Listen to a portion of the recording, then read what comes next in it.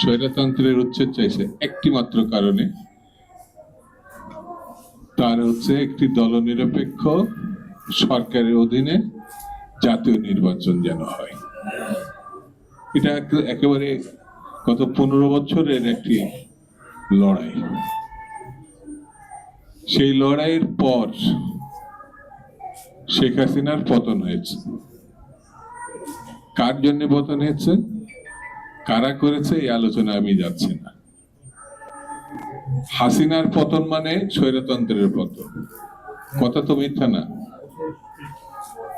তো আমার মতো কি আপনারাও কি ক্ষুধার চোটে আওয়াজ দিতে ভুলে গেছে? এটা আজকে সভাপতিকে জানতে হবে যে ক্ষুধা কখন লাগে, কখন মিটিং শেষ করে দিতে। এটা আবার সভাপতি আজকে না হলে পরে আর মিটিং এ আসার দরকার নেই। আমি যখন আপনার জিজ্ঞাসা করছি, কথা যখন বলতে পারছেন আপনাদের দোষ না। ক্ষুধার চোটে কি কথা,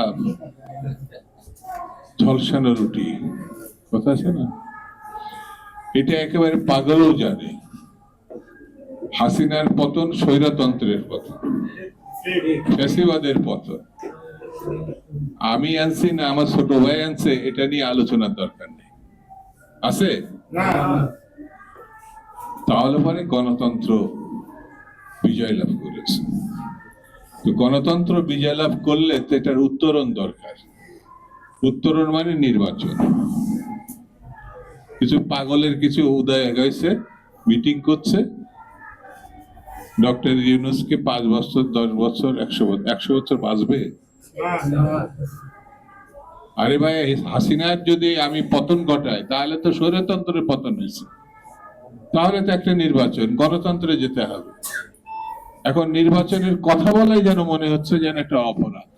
আপনি নির্বাচনের কথা বলতে পারবেন, সবকিছু বলতে পারবেন। স্পষ্ট করে কালকে বিএনপির প্রতিনিধি দল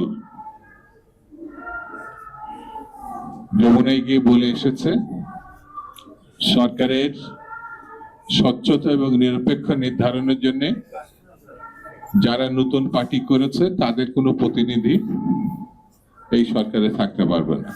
3 জন প্রতিনিধির কথা সরাসরি বলেছে। আরেকটা লোক আছে যে বাংলাদেশকে বিক্রি করতে চায়,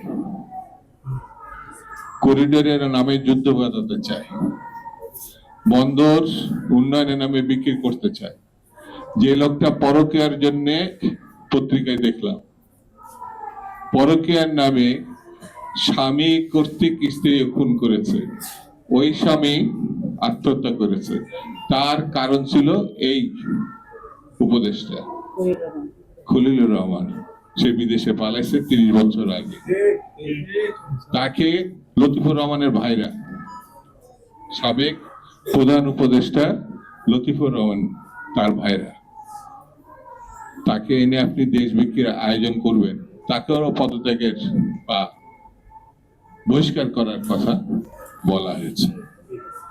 মিনিমাম তাহলে একটা স্বচ্ছতা আসবে। আর যদি এটা না করা যায় তাহলে এই সরকারের স্বচ্ছতা নিয়ে তো প্রশ্ন। আপনি খালি একটা নতুন পার্টি বানাবেন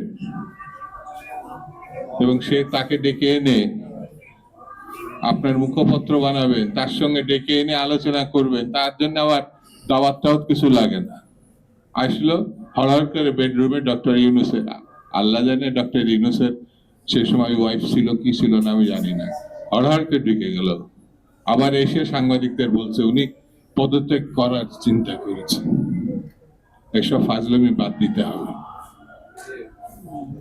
আপনার নিজেরা ডক্টর ইউনূস প্রমাণ করেছেন আপনার দল হচ্ছে এনসিপি। তো বুকের সাহস দেখান। আপনি